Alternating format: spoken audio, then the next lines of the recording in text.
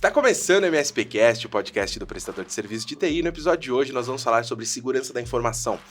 E para isso, óbvio, não estou sozinho, estou com o Vinícius Fleires do Urbano. Já vou apresentar ele com mais detalhes para todos vocês, mas antes disso eu queria passar um recadinho rápido, Vinícius. Você me permite? Claro. Para quem está me vendo agora nesse momento, convido que acompanhe a gente lá no Spotify ou no Apple Podcasts, Google Podcasts, Deezer, enfim, o seu agregador favorito. Nós estamos em áudio com todos os episódios e sempre em primeira mão. Então, antes de você assistir aqui pelo vídeo, o áudio já está disponível nessas plataformas. Então, segue a gente lá, se inscreve para receber as notificações sempre que tiver novos episódios e não esquece de deixar lá a sua classificação. Isso ajuda muito a gente a identificar onde a gente está indo bem, onde a gente está indo não tão bem e assim ajustar todos os pontos do nosso podcast, beleza? E para você que está só me ouvindo nesse momento, o convite é o contrário. Te convido a acompanhar a gente pelo YouTube, lá no canal MSPcast Cortes, que inclusive já está um sucesso, uma febre, Vinícius. A gente está realmente muito contente com o resultado do canal do YouTube. Agradeço a todo mundo que tem acompanhado por lá. Tá muito bacana. E também no Instagram, no @MSPcast, onde a gente também solta todos os cortes, novidades, anunciamos lá os novos episódios, enfim, tem muita coisa bacana. Dá para acompanhar a gente da forma que quiser. Tá fácil, né? Tá fácil e acompanha. Ah, muito bom, muito bom. Obrigado por isso. Vamos lá, então. Vamos iniciar esse nosso episódio com essa figura que eu tô muito feliz de receber aqui no MSPcast. De verdade, viu, Vinícius? É legal demais ter você aqui. Obrigado por aceitar esse convite. Mas deixa eu te apresentar para o pessoal, caso alguém ainda não conheça você. Vinícius Fleires do Urbano é nascido em São Paulo.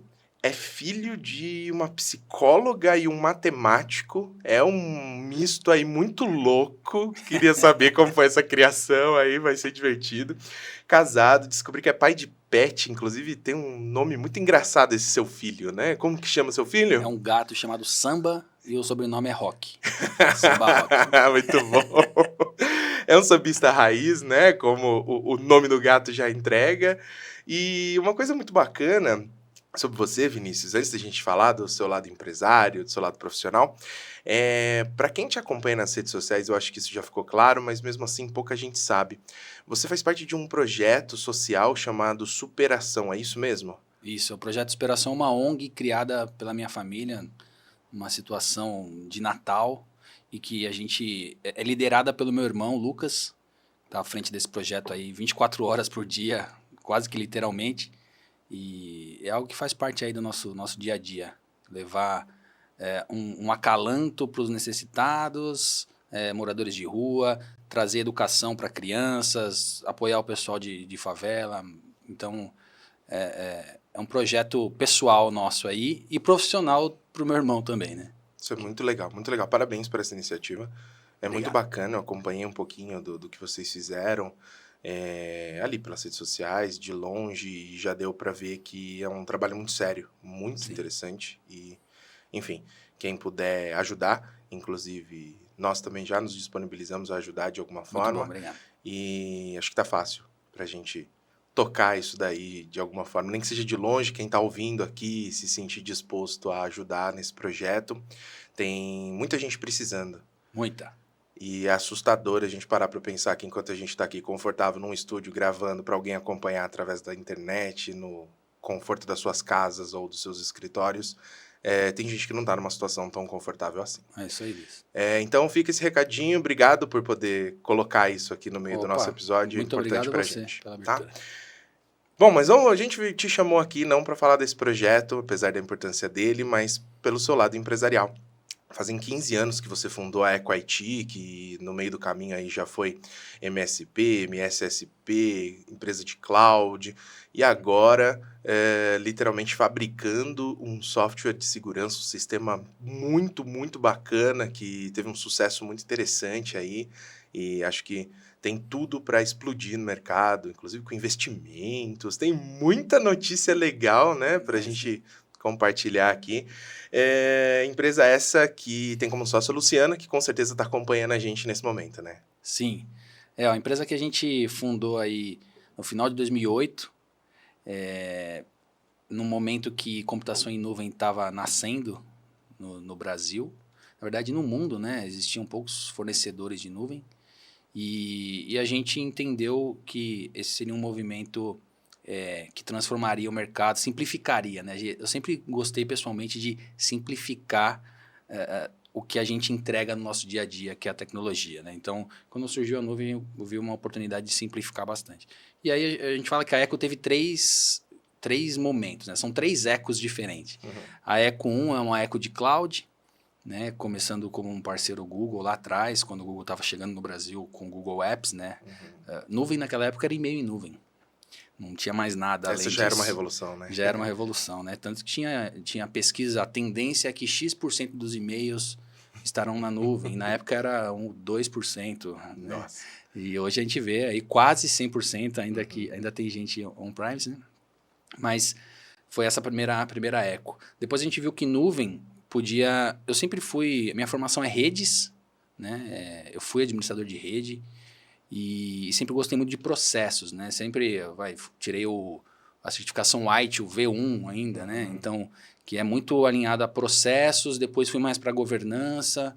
E aí eu sempre gostei de processos. E quando eu vi a nuvem em pleno funcionamento, a gente identificou uma oportunidade de usar a nuvem para a continuidade de negócio, que tinha muito a ver com governança ali.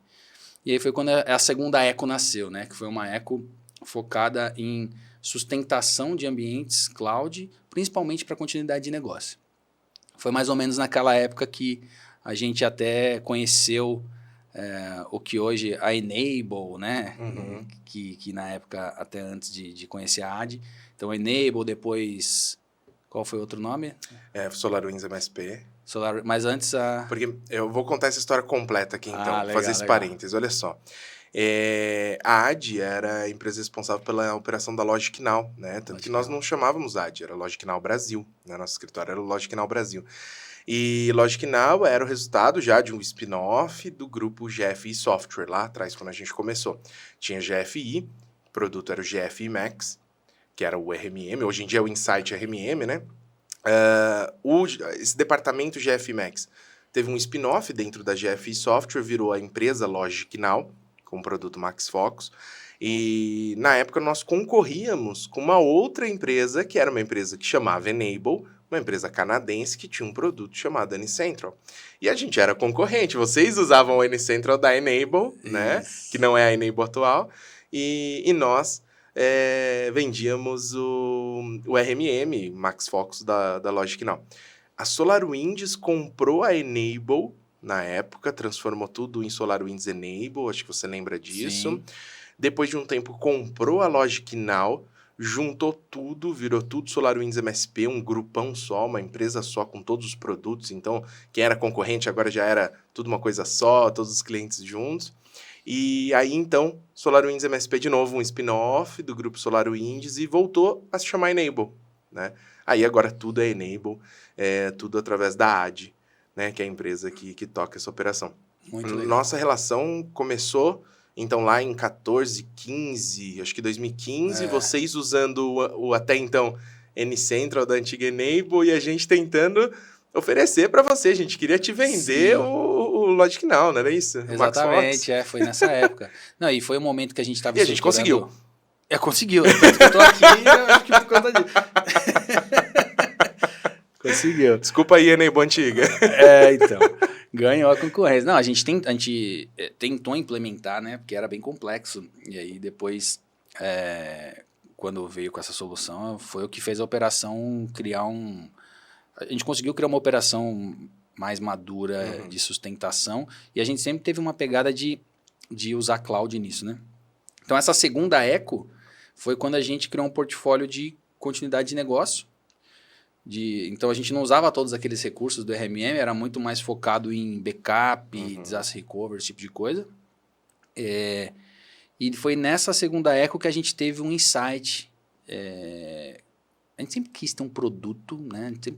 Eu pessoalmente sempre tive uma vontade de ter um produto, desde quando eu vi o SaaS nascendo lá em 2008, 2009 com o Google Apps, depois acompanhando o surgimento de mais ferramentas de software as a service. Sempre pensei, mas também sabia que não adianta só criar um produto. Precisava ter um problema muito latente que fizesse sentido e que tivesse ali a expertise para fazer, né? Então foi nessa segunda Eco. Exatamente. Foi nessa segunda eco que veio, né, que a gente entendeu que existia um mercado de um problema, na verdade, que não estava sendo resolvido da forma que a gente acha que deveria, né? Que eram os ataques. Então, a gente chegou a ter algumas dezenas de clientes e um desses clientes sofreu um ataque cibernético. E era um ataque que, assim, ataques já aconteciam, né, há muito tempo, obviamente, mas esse ataque era um ataque diferente e a gente viu, pô, o que que é isso, né? O que que é Bitcoin? Apareceu na tela do cliente Bitcoin e a gente foi ver o que que era moeda digital, o que que é moeda digital, o que que é blockchain. Cara, Isso em quando? Em 2017, não, 2018? isso daí foi em 2015, cara. Ah, é? Por isso que eu acho que a gente se conheceu até antes. Pode ser. Porque pode 2015 foi quando teve esse ser. ataque, É a gente verdade, já tinha alguns 2018 clientes. você já era especialista em ransomware e LGPD. Eu me lembro disso. A gente começou a desenvolver a Eco Trust em 2017. Uau. Então, e a gente lançou em 2019. Aham. Então a gente ficou de 2015, aconteceu isso, a gente teve uma situação. Que ano que a gente foi lá para Amsterdã e para. 2016, ou 15 ou 16. Acho que foi 15, acho, né? Ou foi 2015 ou foi 2016, é verdade. Então, né, pô, a gente. Foi uma viagem sensacional, né? Pessoalmente falando, né? Edimburgo, Amsterdã e tudo mais. Mas naquele momento foi um momento de. Foi mais ou menos nessa época aí que a gente começou a perceber que tinha um negócio maluco acontecendo, assim, com relação a ameaças cibernéticas, né? E aí, quando a gente viu que tinha aquele ataque era diferente, a gente colocou o time para entender e estudar sobre esse tipo de ameaça, que é o ransomware. E a gente acabou pensando no marketing, falou, cara, vamos achar mais... Depois que a gente entendeu minimamente o que era, vamos criar uma campanha, pedimos para o marketing, né? Vamos criar uma campanha no Google para quando digitarem lá ransomware, criptografia, não sei o que, acharem a gente. Aí criaram uma campanha, colocamos no ar, depois de 1 ou 2 semanas começaram a ligar um monte de pessoas e empresas falando que foram atacadas e tal. Então, a gente atendeu 300 empresas que foram atacadas nesse período, assim, de uns 5 meses, né? Atendia elas, ajudava a entender o que estava acontecendo, ir para uns caminhos, isso gratuitamente, e tentava vender o backup em nuvem. Né? Esse era o objetivo.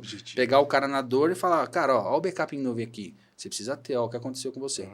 Só que a estratégia deu certo de marketing, mas de venda não. Não deu o resultado no volume que a gente imaginava. E a gente, olhando para isso, falou, cara, mas existe um problema. Como que a gente pode criar uma oferta que resolva esse problema de alguma forma? Foi quando a gente criou um plano de resposta a incidente emergencial exclusivo para ransomware. Né? E a gente começou a chamar de suporte ransomware, que é uma resposta a incidente para quem você não conhece, porque no mercado de segurança tem isso. Normalmente o plano de resposta a incidente, você necessariamente tem que conhecer muito bem o ambiente para conseguir responder. A gente teve essa maluquice de colocar e a gente ajudou muita empresa. No fim das contas, em média umas 10, 15 empresas por dia ligavam para a gente com um ataque ransomware que tinha acabado de acontecer ou aconteceu há algumas semanas atrás. E a gente ajudava esses profissionais de tecnologia que estavam à frente ou de MSPs ou de grandes corporações, gerentes, CIOs. Então já tem muita história. Teve até uma palestra que eu dei num MSP Summit. Foi. Acho que aí foi 2016, isso, eu acho, né? Não, ou 17 ou 18. Se não me engano, 17 ou 18. 18. Eu lembro que você tinha uma história muito emblemática de um cliente que ligou desesperado para vocês, porque tinha justamente sofrido um ataque ransomware e não fazia ideia do que estava acontecendo, e eu lembro que você reproduziu essa gravação para mostrar o desespero daquele empresário, porque ele estava realmente, assim, totalmente perdido. Não tinha noção nenhuma do que estava acontecendo e da gravidade daquilo. Exatamente. Esse foi o primeiro. Esse foi o primeiro caso. Aí esse caso que deu o insight para a gente criar a campanha. No fim das contas, a gente atendeu ali, a gente criou um plano de resposta, atendeu muitas empresas, mais de 3.500 empresas. Mas uma coisa que incomodava bastante a gente é que uma parcela pequena dessas empresas que a gente conseguia efetivamente recuperar os dados mais importantes. Então, e vocês estavam, inclusive, tentando quebrar muitas dessas criptografias, sim, né? Vocês chegaram a desenvolver uma expertise muito legal nisso. Algumas dessas a gente conseguia descriptografar. E tinha um trabalho do que um pessoal hoje chama de Threat Intel, né? Que a inteligência de ameaças, a gente fazia aquilo sem ter esse nome, em específico para ransomware e também não tão profundamente, porque eram muitas famílias, a gente mapeou mais de 150 famílias de ransomware, né? A gente parou de atuar em 2018 com isso. Então, a gente viu que tinha um problema que a gente, com aquela solução, não conseguia resolver de forma efetiva, então era muito mais um 93 ali, o bombeirão, mas a gente começou a desenhar o que seria a terceira eco, né? Que é desenhar uma solução que conseguisse evitar que um incidente cibernético acontecesse e, principalmente, que conseguisse dar a visão para a área de negócio, o diretor, o CFO, né, o diretor financeiro, o dono da empresa, que existe um risco que ele precisa mapear. Então, esse era o grande problema, que a gente via os caras chorando no telefone, né? Os líderes de tecnologia, a gente já viu ele, gerente de tecnologia, pegar empréstimo no banco de 30, 40 mil para pagar resgate sem a empresa saber. Assim, é coisa de desespero. Então, era realmente um problema. E tudo que você quer quando você vende uma solução é achar um problema latente, né? Então, era um problema latente, a gente se propôs a fazer isso. E foi quando a gente começou a desenvolver em 2017 com recursos próprios. Então, o que vinha de lucro ali, e até mais do que era de lucro, a gente investiu no primeiro time de desenvolvimento. Até 2019 a gente lançar a EcoTrust no meio do ano. E fazer um lançamento oficial no MSP Summit, né? De 2019. E uma coisa legal, não sei se eu já falei isso para vocês, mas o modelo de parceria, a gente sempre gostou muito e acreditou muito em parcerias verdadeiras, né? Tanto que quando a gente vendia backup em nuvem, a gente tinha um programa de canais inicial que alguns MSPs vendiam o nosso backup gerenciado, né? Mas a gente sempre gostou muito. E quando a gente pensou numa plataforma nossa, a gente começou com canais, né, num evento de MSPs e saímos de lá com uma dezena aí de canais de parceiros para revender a EcoTrust. Esse foi o início da nossa história. E aí a terceira Eco surge em 2019, aí, que depois a gente vai falar um pouco mais. Mas essa é um pouco do panorama geral aí desses 15 anos e alguns marcos importantes aí da nossa história. É muita história, é muita coisa bacana.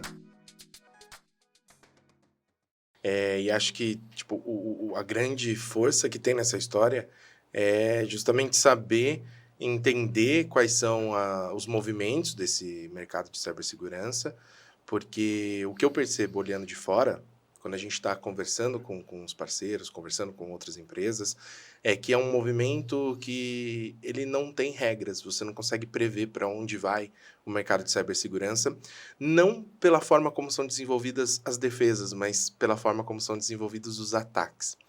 Você, do nada, acaba tendo que enfrentar um ataque totalmente inesperado, de uma maneira totalmente nova, e isso está acontecendo o tempo todo. E agora, ainda mais com a possibilidade de você ter um ransomware as a service, né, ou entre outras possibilidades, ou ataques baseados em inteligência artificial, que também já estão, né, se disseminando, as coisas começam a ficar cada vez mais difíceis. E estar atento a isso e conseguir enxergar esses movimentos e conseguir adaptar os nossos negócios pensando em como levar essa proteção para o cliente lá na ponta é muito bacana. E aí isso eu acho que é um brilho aí dessa história. E eu queria aproveitar para aprofundar nisso, se possível, Vini. Que é o seguinte, o mercado de cibersegurança, ele basicamente vem aí enfrentando alguns desafios desde dessa explosão dos ransomwares, e agora com essa questão da inteligência artificial, né, começando a ficar um pouco mais complexo ainda. Como que você enxerga esse mercado hoje? É um mercado interessante para um MSP se preocupar? É algo que... E agora, vou ser muito sincero contigo, não estou falando mais da tecnologia nem da segurança da informação em si, mas estou falando de dinheiro, de negócio, de empresas. É um mercado que, mesmo com toda essa volatilidade das ameaças, é interessante financeiramente para um MSP olhar, para um profissional de tecnologia que está ouvindo a gente nesse momento? Como é que você está enxergando isso? Cara, cada vez mais, se você pega o histórico daquela pesquisa anual do Fórum Econômico Mundial, você pegar 2020, 21, 22 e 23, que é sempre no começo do ano, você vai ver que cibersegurança, ou cyberrisco, ou cyberataque, ele está como um dos 10 principais riscos de negócio, né? Então, como você falou, não é uma questão de tecnologia, é uma questão de negócio. E desde que eu comecei minha carreira há 20 anos atrás, o anseio da área de tecnologia sempre foi alinhar TI ao negócio. Sempre foi, é o objetivo. Eu cursei uma MBA de governança de TI e era o tema da MBA, cara. TI alinhado ao negócio. Esquece esse negócio de que TI é a rede, né? TI é a empresa, é o negócio. Só que sempre foi uma vontade, não foi uma realidade, né? Então, ao longo do tempo, sempre foi o que as áreas de TI, os líderes de tecnologia sempre buscaram. Porque eles viam que, a tecnologia conseguia ajudar na transformação do negócio, que tem até o termo, né? Transformação digital. Então, é relevante para o negócio, quanto mais a empresa vai inovando, vai amadurecendo, vai trazendo mais eficiência e tudo mais, tudo que ela busca, né? Lucro, eficiência, produtividade, tecnologia, ela ajuda, né? Tende a ajudar com isso. Então, sempre foi algo. Mas mesmo a tecnologia impactando no negócio, muitas vezes a área de tecnologia foi tratada como uma área de suporte. E agora, né, com a relevância do problema, cada vez mais tecnologia está sendo vista como algo super estratégico para continuidade, para gerenciamento de risco corporativo. Então, ao mesmo tempo que é uma grande ameaça para os negócios, é uma grande oportunidade para a gente falar de negócio, né, com quem é de negócio, através da tecnologia, através do nosso entendimento. Né? Então, eu vejo que quando você olha, até falando do Fórum Econômico Mundial e concluindo isso, você tem esse histórico de, primeiro foi cyber attacks, falhas de cybersecurity, né, os itens que foram colocados ali no top 10 dos riscos de negócio, falhas de cybersecurity, depois cyberataques. Agora, uma tendência é que eles colocam, de 2023, eles colocaram, daqui 10 anos a tendência é caos em cybersecurity. Uau. É caos. Então, assim, um descontrole. A tendência é um descontrole por conta dos cyber ameaças para os negócios. E isso muito pela complexidade do problema.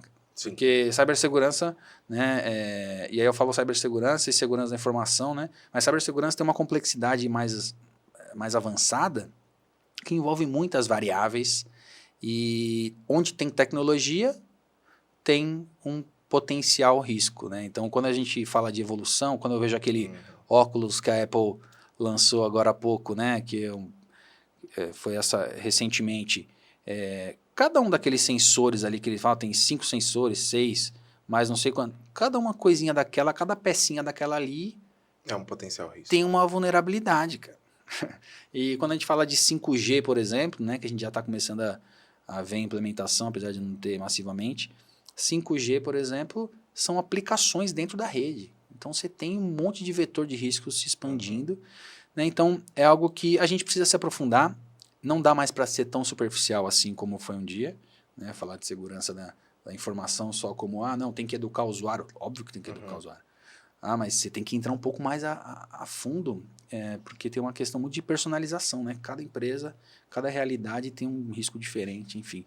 Então, eu vejo que assim, o cenário é um cenário caótico, mas sempre quando tem um problema, tem oportunidade. Né? Então, eu vejo muita oportunidade, cada vez mais as empresas conseguirem se especializar em determinada parte ali e conseguir colaborar para o todo. Né? Segurança não se faz sozinha, né? Você tem que ter um ecossistema de coisas para conseguir gerar uma confiança ali nesse sentido. Muito legal. Você falou de cibersegurança, eu falei de segurança da informação, existe também o termo proteção de dados. Todos esses termos estão, de alguma forma, correlacionados, mas existe uma certa distinção entre eles, né? Sim. A gente pode fazer uma definição aqui rápida para quem está ouvindo? Sim. Quando você fala segurança da informação, ela envolve qualquer coisa que tenha a ver com informação, não necessariamente digital. Então, é você conseguir ter a segurança, e aí segurança tem os pilares, né? Confidencialidade, integridade, agora tem privacidade, né? Mas confidencialidade, integridade e disponibilidade, né? O básico ali. Então, é você ter a segurança das informações num papel, você inclui informações, ou informações, por exemplo, de uma fala, né? Então você tem até vazamento de dados por fala. Você falou perto de alguém e isso tem a ver com segurança da informação, não cibernética. E cibernética é uma matéria dentro de segurança da informação, mais relacionado com o que envolve digitalmente, né? Segurança, onde as informações digitalizadas. Então ela vem crescendo porque cada vez mais tudo digitalizado. Informação está mais digitalizada, então ela acaba crescendo. Só que tem uma relação com governança, tem uma relação com tecnologia da informação, continuidade de negócio, assim como continuidade de negócio, né? Para você continuar um negócio, se o seu escritório fechar, né? Antes da pandemia, escritório fechou, ou a rua, você não consegue entrar no escritório, para continuidade de negócio, você teria que ter um site backup. Mesma coisa. Então, continuidade de negócio para TI é uma coisa, a continuidade de negócio para o negócio é outra. Então, tem essa relação, principalmente com governança, e dados tem a ver com isso também, né? Porque dados, assim como informação, ele pode ser digital ou não. Então, proteção de dados está muito ligado com cibersegurança, porque os dados estão digitalizados, né? O grande ponto é esse. Mas esses sistemas, eles se relacionam em algumas partes, não é a mesma coisa, né?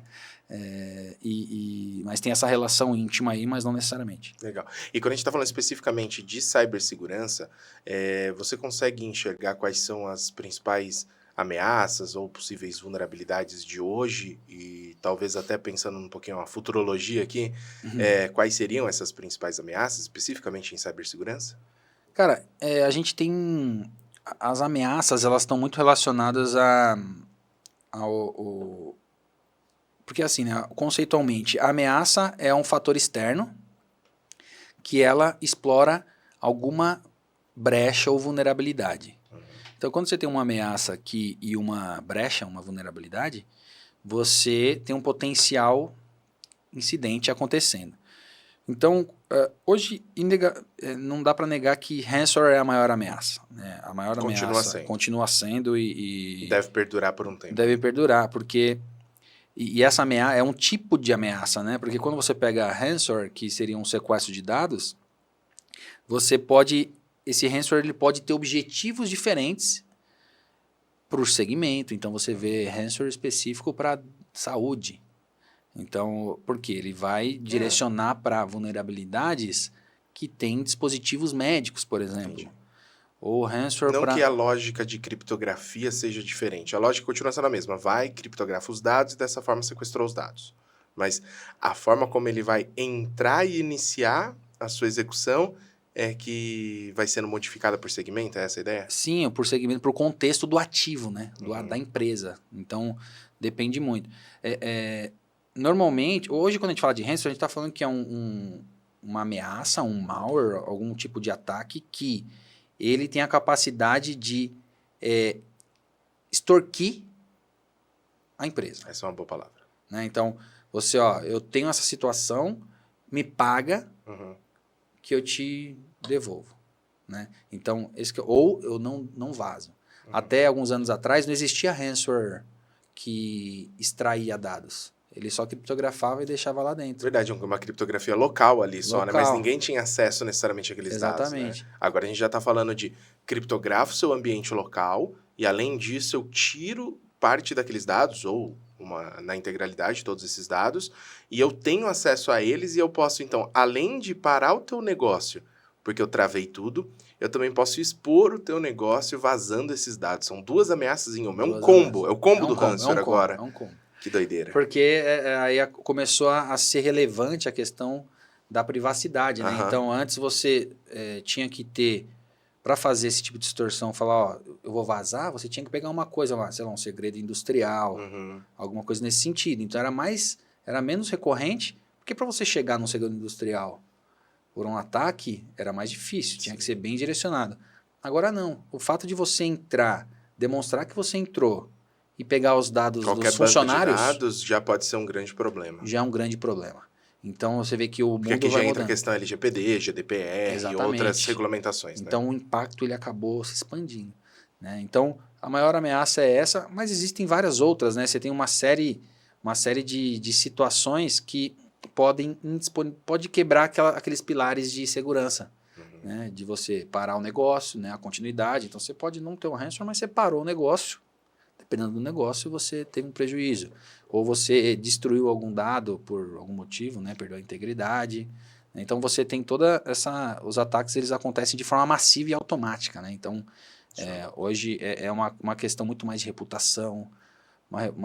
Você vê, né, alguns ataques... Porque, inclusive, afeta a marca. A marca, sim, são impactos absurdos, assim.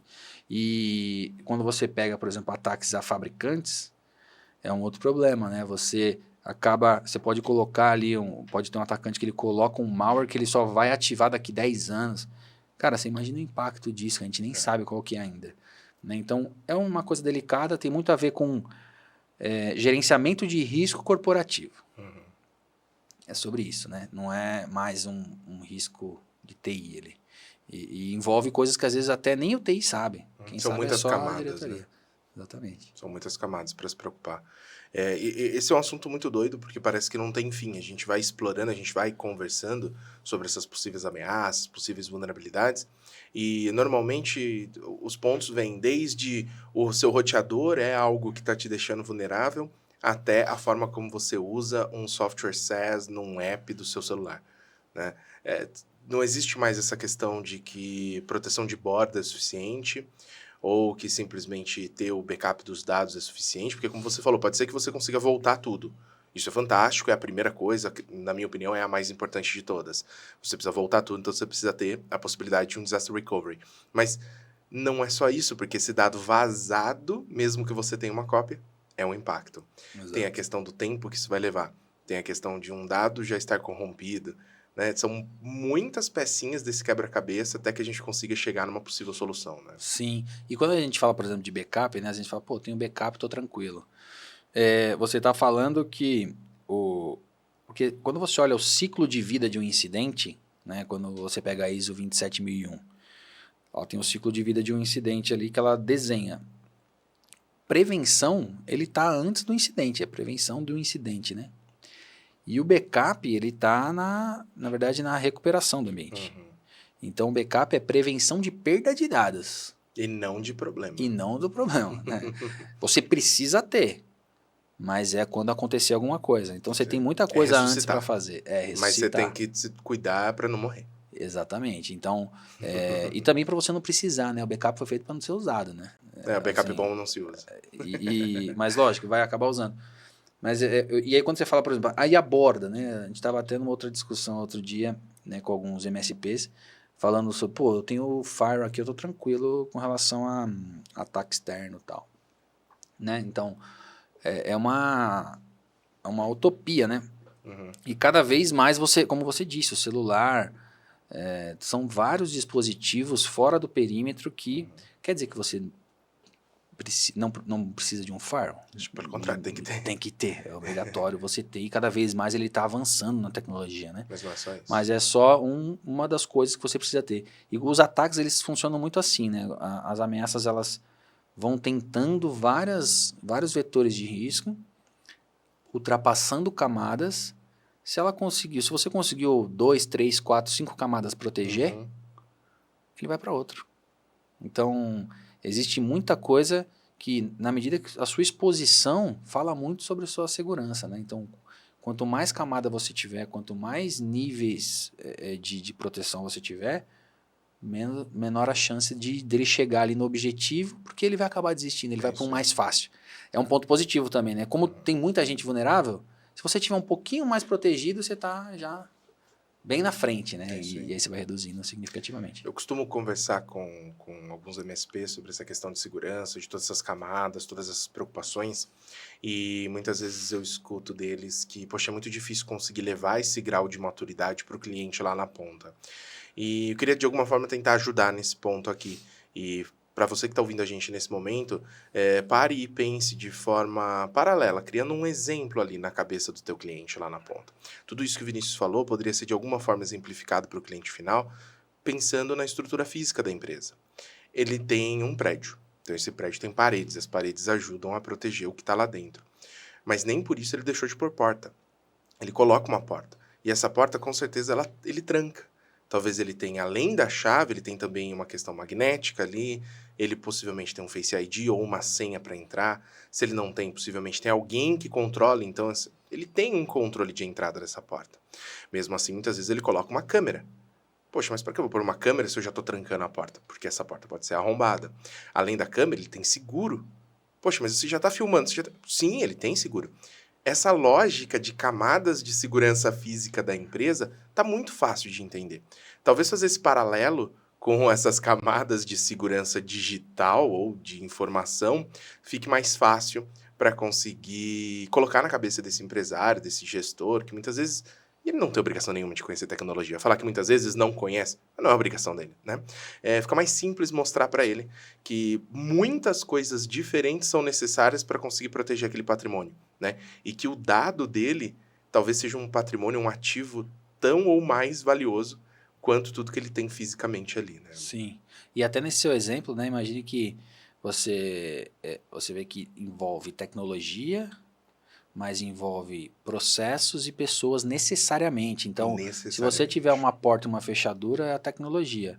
Mas se você não tiver o processo de virar a chave e fechar, não adianta nada. Não adianta ter uma fechadura se ninguém vai lá e tranca. Se ninguém tranca. Adorei. Se você tiver uma câmera, você comprar a câmera, você não vai deixar você seguro. Uhum. Você precisa instalar a câmera. E Precisa depois você precisa filmar, monitorar gravar, a câmera, precisa monitorar. gravar, ter backup. Então, envolve processo, envolve pessoas especializadas nisso, né? Uhum. Então, é importantíssimo. E hoje, não só para pequenas, mas as grandes também compram muita coisa que não conseguem implementar. Assim, é o que a gente vê muito, assim. Pô, comprei aqui... Quando você pega o mercado financeiro, por exemplo, o budget de segurança é praticamente infinito. Os caras têm dinheiro para comprar qualquer coisa que eles quiserem. Só que o grande lance é o quê? Eu vou conseguir implantar? Eu vou conseguir gerar um monitoramento, um processo para efetivamente? Isso é o mais importante agora? Aí você começa a entrar em pilha. Então, às vezes, fica até... muitas vezes, as pequenas empresas falam, pô, mas o cliente não quer pagar. Não, mesmo se ele quiser pagar, né? Você pode ter tudo e você pode não estar seguro. Então, você conseguir mostrar para o cliente o que é importante para ele naquele momento, para aquela realidade... né? E mostrar, dar exemplos como esse aí, faz toda a diferença para você estar protegido ou não, né? Legal.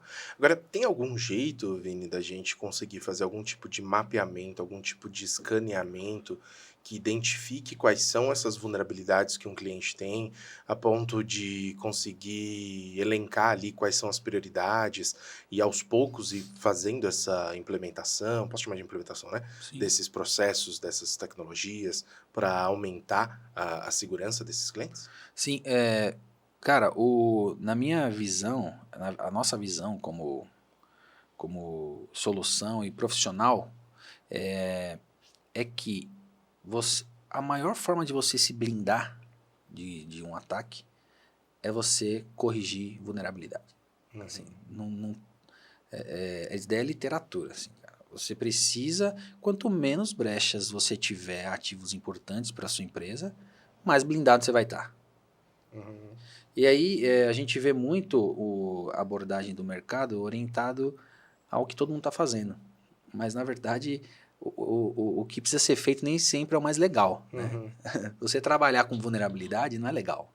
Né? Mas você consegue, hoje você tem, a parte, por exemplo, de scans de vulnerabilidade, existe há 20, 30 anos, cara. Que é a mesma coisa. Basicamente, descobre as vulnerabilidades da mesma forma, teve pouca evolução. Uma coisa que está, quando você olha até aquele Hype Cycle, o Gartner tem um gráfico que chama Hype Cycle, que ele mostra ali a jornada, né? Em alta ali, né? Que Nos tá em desenvolvimentos, nas tecnologias. E qual que é o lance? Surgiu uma inovação. Aí o mercado falou, putz, que sensacional. Aí infla a expectativa. Depois tem um vale da desilusão. O que é isso? Cara, não funciona como a gente imaginou. Aí tem que ajustar. Aí depois corrigir. ajusta e entra no platô de... Agora isso daqui se propõe e resolve. Quando você olha Vulnerability Assessment, né, que é a análise de vulnerabilidade, que dá essa linha que você falou, e aí tem vários níveis, né? Isso daí está no platô há muitos anos. Porque é uma coisa que é efetiva, não entrou como... É o que a gente chama de algo que já está consolidado, já está testado, validado e o negócio funciona, segue lá. Consolidado e atual. Porque quando não é mais atual, por exemplo, antivírus, já não está mais nesse gráfico. Ele já saiu, ele virou commodity. Todo mundo tem que ter, mas é commodity. Fire não está lá também. Entendeu? Mas isso tá, porque ainda é uma coisa atual que você precisa colocar E esse gráfico ele mostra que são coisas que vão dar resultado para operações de segurança. Esse é o de operações de segurança, né? Então, veja, você precisa mapear isso. E aí você tem várias formas. Você tem tecnologias da Microsoft, da AD, do SolarWinds, da Enable. Enfim, você tem várias, da EcoTrust. Você tem várias tecnologias, mas tudo depende da sua estratégia de segurança, né? Como que você vai fazer isso? Em qual contexto? E a parte que você falou que é a priorização. Quais são os seus critérios de priorização? A gente está muito acostumado a colocar EcoTrust em SOC, né? Então, basicamente, todo mundo que usa EcoTrust tem um SOC menor ou pior. Menor ou maior. Melhor ou pior também. Mas assim, o SOC é uma operação de segurança que ela tem algumas caixinhas ali, ela tem um catálogo de serviço do que ela vai fazer em cibersegurança. Basicamente como a gente é fácil de entender do lado do NOC ali, do monitoramento da rede, de fazer esse acompanhamento, se já tem processos, tem um passo a passo, quais são as coisas críticas que devem ser acompanhadas e como resolver cada uma delas. Exatamente. É isso, porém pensado 100% para segurança. Podemos fazer esse paralelo? Podemos. Eu vejo o NOC como algo que você monitora a rede como um todo, né? Tudo que tem a ver com network. E aí você tem um escopo ali bem limitado a isso, né? Você está monitorando a rede, está fazendo as coisas ali, tem os indicadores importantes, você monitorou, tá fechado. Só que muda de network para security, mas tem um contexto que é uma operação de segurança que você vai escolher o que você vai fazer ou não. Porque se você for fazer igual rede, olhar toda a rede, você não faz nada. Então, o que eu vou ter no meu SOC? Eu vou ter, por exemplo, uma análise de logs, né, utilizando o CIEM e criando critérios, legal. Vou fazer GVUL, né, gerenciamento contínuo de vulnerabilidade. Vou fazer a parte de CSIRT, né, que é a resposta a incidente. Então, você vai escolher e aquele SOC ele é especializado em determinada coisa. Tem cliente que contrata mais de um SOC, por exemplo. Porque cada um é especializado em uma coisa. NOC é difícil isso acontecer, né? Sim. NOC é NOC e acabou ali. Porque a complexidade e as matérias de segurança, elas são bem abrangentes e cada um pode ter uma especialidade diferente. Mas o que tem mas de fato, qualquer centro de operações que tem a ver com segurança e com tecnologia, eu acho também, você precisa escolher o que você vai fazer. Porque você não vai ter como fazer tudo. E essa escolha, ela está envolvida com um critério de priorização adequado para a realidade daquele projeto, aquele negócio, daquele cliente, né? Então, por exemplo, você escolheu o critério por severidade de vulnerabilidade. É um critério, já não é mais suficiente. Ou por importância, impacto que o ativo tem no negócio. Ou por processo de negócio. Ou por determinada servidor que é importante para alguma coisa crítica. Então, o fato você vai escolher, eu gosto muito de uma abordagem, e eu acredito muito nisso, e a gente vê isso na prática, abordagem de Pareto. Então, provavelmente isso só vai olhar 20% das coisas no máximo. No máximo. Você vai olhar 20% das coisas. Se você estiver olhando mais de 20%, está começando a ficar ineficiente a priorização. E aí, imagina, você tem 1000 problemas e você escolher 20. Você vai ter que escolher. Difícil, isso tem muito a ver com a maturidade de uma operação. E eu acredito que tem muito a ver com uma maturidade também de qualquer prestador de serviço. Do que ele vai escolher fazer. O que isso é bom? Escolhe esses 20% que vai impactar os seus 80% ali do seu resultado, sabe? Muito legal, muito legal. MSP Summit está chegando. Tem um recadinho rápido para você que está acompanhando os nossos conteúdos. Nos dias 19 e 20 de outubro, nós temos um encontro marcado em São Paulo. Essa é a 9ª edição do MSP Summit e nós preparamos 2 dias repletos de atividades. Serão diversos palestrantes, inclusive muita gente de peso no mercado. Além disso, uma feira de expositores imperdível, é a maior de todos os tempos, com muita coisa bacana e o melhor de tudo, aquele networking, aquela conexão entre os parceiros MSPs, que você já sabe muito bem como é que funciona. Então, te convido a participar com a gente nos dias 19 e 20 de outubro, em São Paulo. Esse é o MSP Summit 2023. Para saber mais, acesse mspsummit.com.br. Eu te vejo lá. É legal a gente ter essa visão de que cuidar da segurança da informação é uma coisa muito mais complexa do que pode parecer e que possivelmente não vai dar para fazer tudo. Isso é uma conclusão difícil de engolir, mas muito real pelo que você está colocando aqui, né? A gente tem que, de alguma forma, se contentar com o fato de que não vai dar para resolver tudo, mas ao mesmo tempo eu entendo que isso é um grande motivador, porque mostra que não tem como chegar no resultado final. Então o tempo todo existe uma busca por se manter mais seguro, né? Sempre vai ter uma nova vulnerabilidade, sempre vai ter uma nova necessidade, enfim, algo que precisa ser feito para melhorar aquele ambiente, né? Sim, exatamente. Assim, as conversas mais maduras que você vê, discussões globais de fabricantes, de prestadores grandes, médios, é inegável, assim, é definitivo. Você não vai fazer tudo e aí você tem que escolher. Tanto que aqui tem até algumas coisas que a gente olha de empreendedorismo em cyber. Quando a gente fala com empresas que são grandes, que foram vendidas para outros grupos e grupos de empresas que estão comprando empresas de cyber para consolidar, tem uma oferta que o pessoal está fazendo aqui no Brasil, às vezes, que é tudo sobre cyber eu faço. Você pô, one stop shop, né? Tipo, eu sou o cara centralizador de cibersegurança. É o contrato herói versão segurança. Isso. E aí, cara, chega a ser engraçado. Porque ele não tem a expertise para fazer nem metade das coisas. Ele pode ter na oferta. E mesmo a oferta dele não tem tudo. Então, assim, uma abordagem muito mais madura é você escolher o que você se propõe a ser o melhor, ou um dos melhores, ou fazer de forma eficiente, e seguir nisso, sabe? Mesmo que você tenha muito dinheiro em caixa, né? Porque é fora da realidade. E aí você vê as maiores empresas do mundo já não se posicionam assim. Né? Ela se posiciona com especialização. Isso é uma oportunidade. Para os pequenos é uma oportunidade. Porque você pode ser pequenininho e especializado em determinada coisa. Né? A gente vê MSPs aí, backup. O cara é especializado em backup. Cara, aquele cara ali é bom de backup. O outro é bom em, sei lá, controle de acesso. O outro é...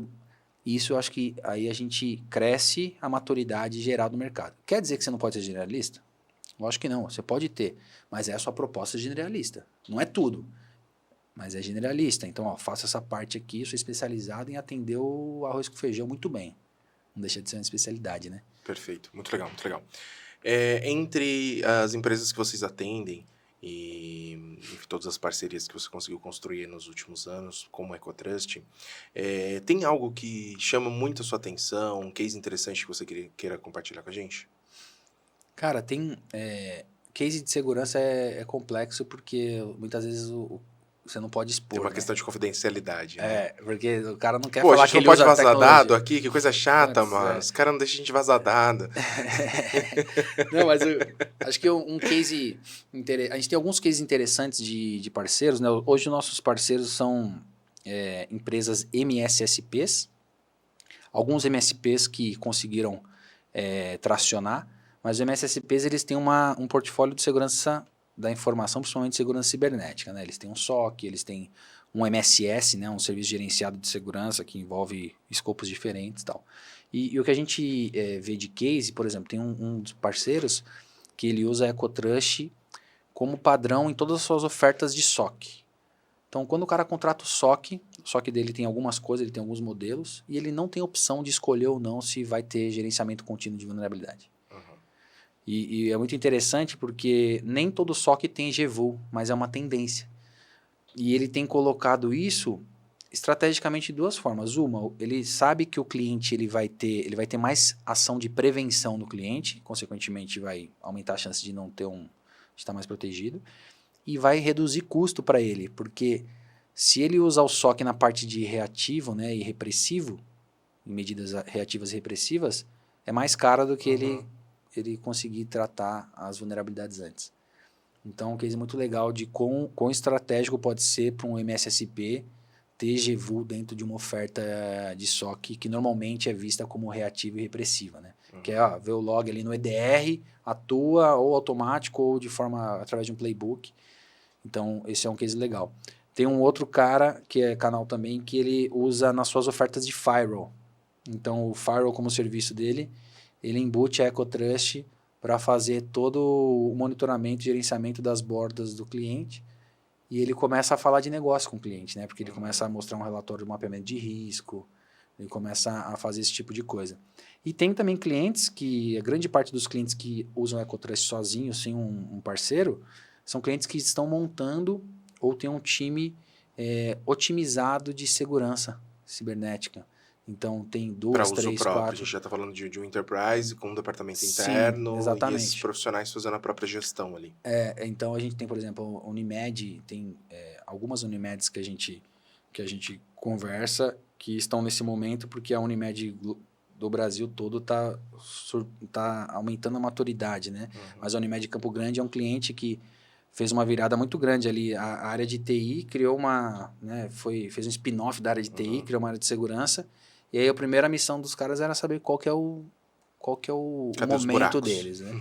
E aí eles implementaram primeiro um mapeamento, depois um gerenciamento contínuo. Isso baliza toda a tecnologia, porque baseado naquilo ali, ele faz outros investimentos, ele prioriza coisas, né? Então, através de critérios de priorização dentro da EcoTrust, baseado em negócio, né?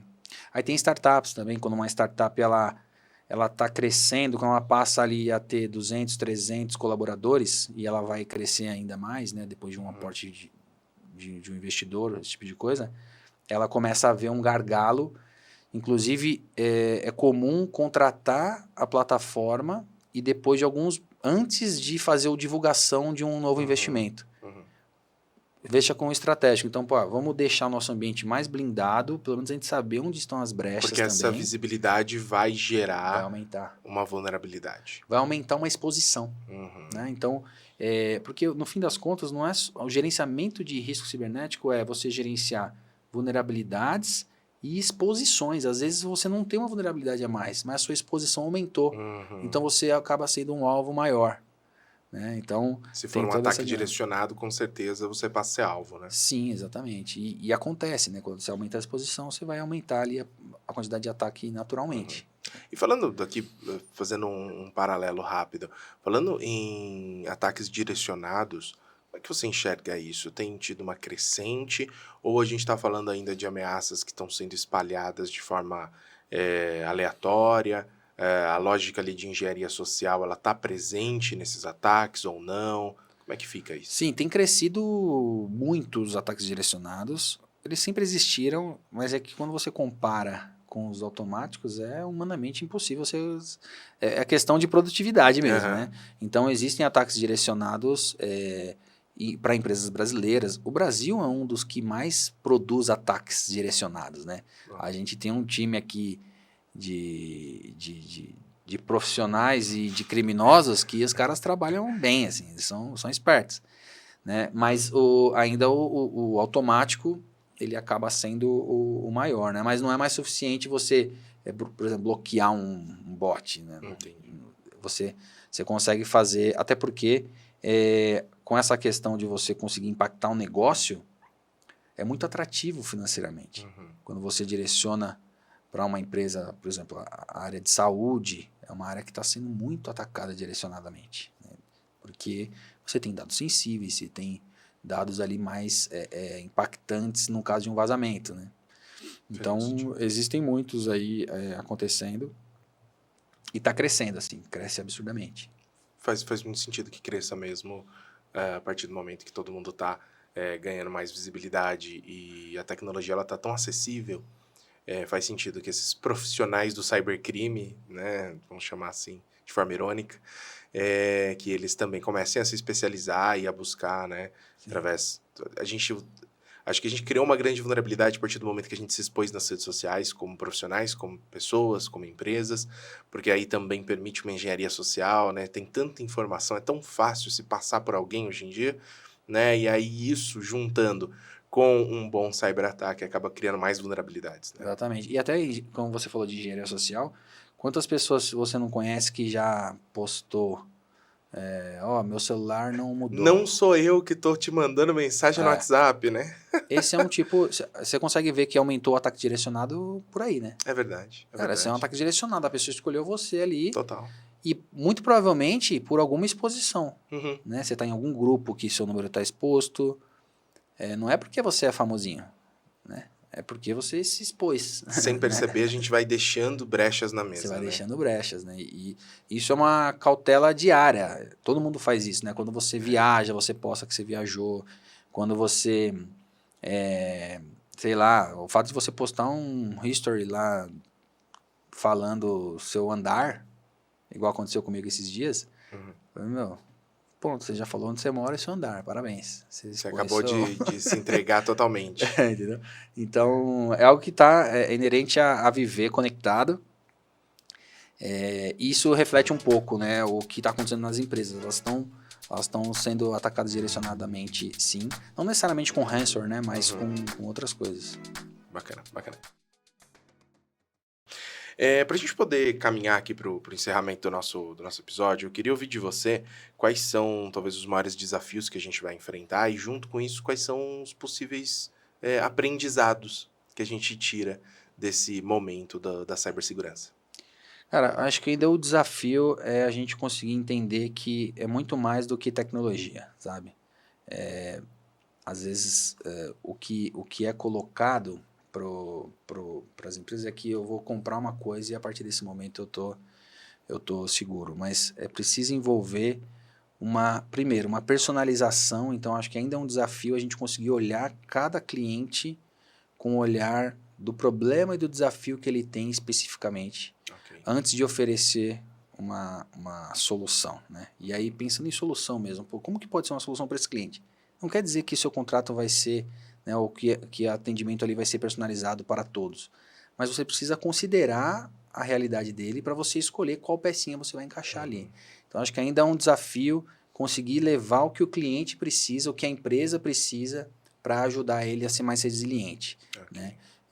E isso vai fazer toda a diferença com relação a ele estar ou não seguro e evitar um possível incidente aí, né? Então, acho que tem essa conscientização dos fornecedores para conseguir entregar algo mais efetivo no fim das contas.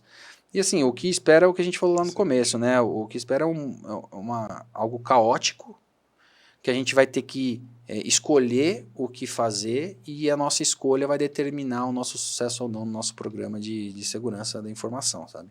É mais ou menos por aí que eu vejo de uma forma bem alto nível, assim, né? Sem detalhes. Muito bom, muito bom. Acho que essa mistura aí de uma psicóloga com um matemático aparentemente deu certo, né? Verdade, né? Cara, viaja de um lado, depois vai para o outro lado e é pragmático. Muito bom, muito bom. A gente falou um pouquinho aqui sobre o panorama, né, de uma maneira geral, do mercado de cibersegurança e dos próprios cyberataques, mas para a gente encerrar aqui, quais são os próximos passos da EcoTrust, ou da Eco como empresa? Recentemente vocês passaram aí por um processo muito interessante como startup, de ter a entrada de um novo sócio investidor, né? Receberam aí um aporte. Acho que isso muda um pouquinho o jogo, né? Como é que está esse planejamento dos próximos passos? Legal. A gente passou por... Quando a gente começou a Eco, a gente a gente nem sabia que existia esse negócio, né, de investimento. Depois, quando a gente lançou uma plataforma SaaS, a gente entendeu que para a gente conseguir crescer no mercado, no tempo aceitável dentro dos nossos planos, a gente precisava de injetar dinheiro, né, mais do que a gente tinha. Então, a gente foi atrás de, primeiro, entrar A gente teve um investimento em 2020 da Darwin, que é uma empresa que é um veículo de investimento do mercado financeiro, que é das empresas TransUnion, Safra, B3, RTM e mais uma, a Sinqia. Então, essas 5 empresas, elas têm a Darwin ali como um veículo de investimento. Para a gente foi um marco importante, porque a gente conseguiu validar que o nosso produto ele ajudava dentro de operações maduras de segurança, através da B3, por exemplo, né, lá com o Fernando Bruno, que é o CISO lá. Então, vários insights e validação de produto. E aí, depois, o próximo passo era a gente conseguir criar uma atração para conseguir chegar nas empresas que a gente entendia que a gente faria uma diferença, né, com a nossa solução. E aí a gente, há um ano atrás, achou um fundo que tinha muita sinergia, né, um fundo que é a Domo Invest, que eles são focados em B2B Enterprise, que é o mercado que a gente atende, né, mesmo através de canais, as empresas Enterprise que normalmente elas têm um fit com esse problema que a gente ajuda a resolver bem, que é a priorização de correção, né, um mapeamento orientado a negócio e tal. Então esse fundo entrou e aí possibilitou que a gente colocasse o plano na prática, né? Então, esse plano ele foi aprovado, né, com os caras que conhecem desse negócio também de SaaS, de expansão de negócio, e a gente conseguiu, e a gente está nesse momento passando por esse processo de tração, né, de conseguir levar a oferta da EcoTrust para o maior número de empresas que têm esse problema latente. Então, os próximos passos eles estão muito relacionados com cada vez mais ajudar os nossos canais a oferecer serviço recorrente de segurança cibernética de uma forma lucrativa, impactante realmente para a estratégia de segurança.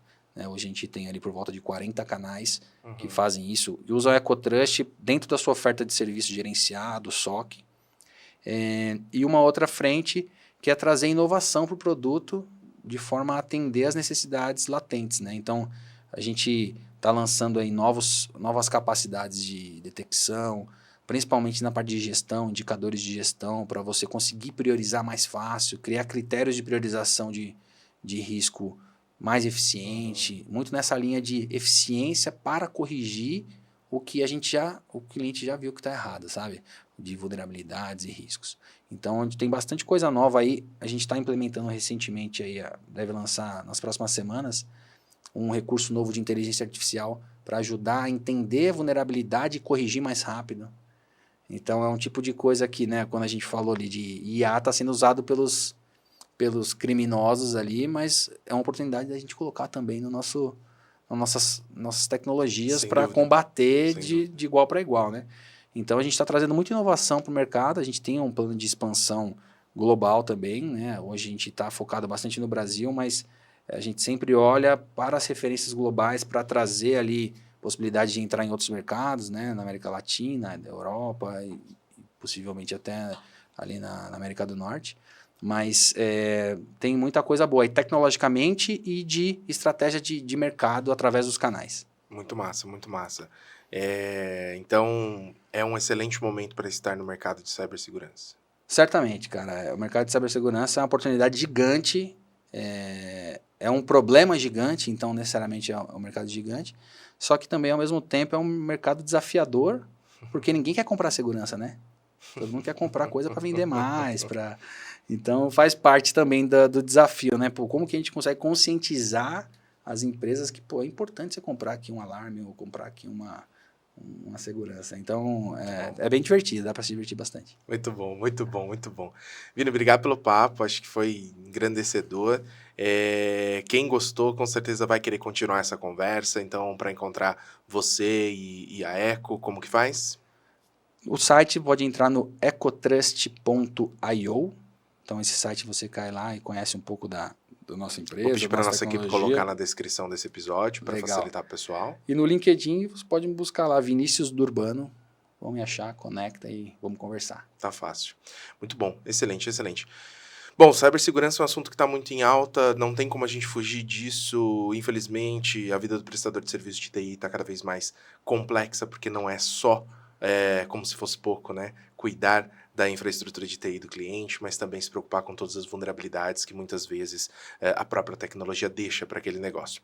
Tenho certeza que a gente conseguiu aprender alguma coisa muito bacana hoje e espero que você tenha gostado de participar tanto quanto eu gostei de te receber aqui. Muito bom, cara. Obrigado pelo convite. É sempre bom falar com você e conversar com o pessoal aqui da AD. Obrigado pelo convite. Isso aí, eu que agradeço a presença. É isso, acho que a gente fica por aqui. O MSPcast é o podcast do prestador de serviço de TI, é o podcast da AD. Eu sou Luiz Montanari, te convido a seguir a gente nas redes sociais. Estamos lá no Instagram, no @MSPcast, no YouTube pelo MSPcast Cortes e também em todos os agregadores de podcasts do mercado. Spotify, Google Podcasts, Apple Podcasts, Deezer e tem um monte, vocês já sabem, eu não preciso ficar repetindo.